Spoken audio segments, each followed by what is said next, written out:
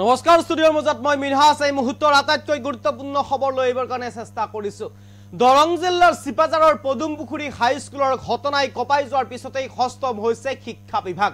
গুৱাহাটী মহানগৰৰ প্ৰত্যেকখন বিদ্যালয়তে ইতিমধ্যে তালাচী অভিযান আৰম্ভ কৰিছে আজিৰে পৰা শিক্ষা বিভাগে। আৰু গুৱাহাটী কামৰূপ মহানগৰ যি শিক্ষা বিভাগ আছে কামৰূপ মহানগৰৰ ফালৰ পৰা এই সিদ্ধান্ত গ্ৰহণ কৰা হৈছে কামৰূপ মহানগৰত। আৰু কামৰূপ মহানগৰৰ প্ৰত্যেকখন বিদ্যালয়তেই তালাচী অভিযান আৰম্ভ কৰিছিল আজি ৰাতিপুৱাৰ ভাগতেই। প্ৰত্যেকগৰাকী শিক্ষাৰ্থীৰ বেগ তালাচী কৰিছে প্ৰত্যেকগৰাকী শিক্ষক শিক্ষয়িত্ৰী। আৰু তালাচীৰ অন্ততহে বিদ্যালয়ত প্ৰৱেশ কৰিবলৈ অনুমতি প্ৰদান কৰা হৈছে শিক্ষাৰ্থীসকলক। আজিৰে পৰা সেয়া সেই কাম আজিৰে পৰা আৰম্ভ হৈছে আৰু অনাগত ভৱিষ্যতলৈ চলি থাকিব। প্ৰত্যেকগৰাকী শিক্ষক শিক্ষয়িত্ৰীয়ে বেগ তালাচী কৰিব লাগিব চৌহদৰ ভিতৰত সোমোৱাৰ লগে লগে।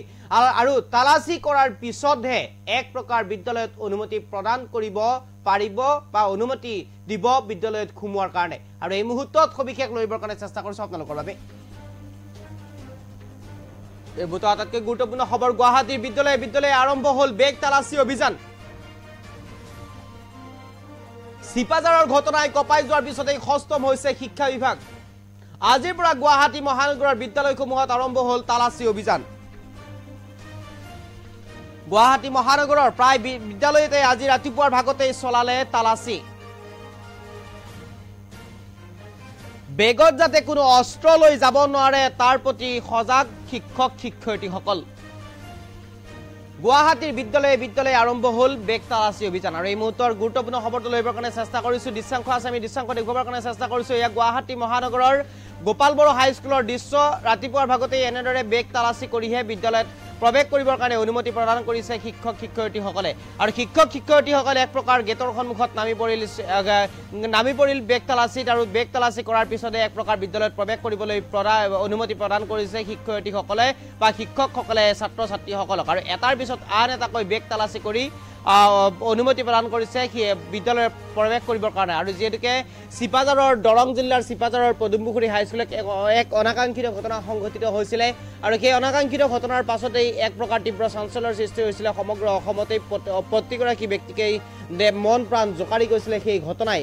আৰু এগৰাকী জ্যেষ্ঠ ছাত্ৰৰ আক্ৰমণত কনিষ্ঠ ছাত্ৰৰ মৃত্যু হৈছিলে। দশম শ্ৰেণীত অধ্যয়নৰত এগৰাকী ছাত্ৰৰ আক্ৰমণত নৱম শ্ৰেণীত অধ্যয়ন কৰা ভৱেশ কলিতা নামৰ এগৰাকী ছাত্ৰৰ মৃত্যু হৈছিল। আৰু আক্ৰমণত মৃত্যু হৈছিল। আৰু তাৰ পিছতে চাঞ্চল্যৰ সৃষ্টি হৈছিল। শিক্ষা বিভাগত এক প্ৰকাৰ প্ৰশ্ন উত্থাপন হৈছিল। তাৰ পিছতে এক প্ৰকাৰ হস্তম হৈ পৰিছে এতিয়া শিক্ষা বিভাগটো।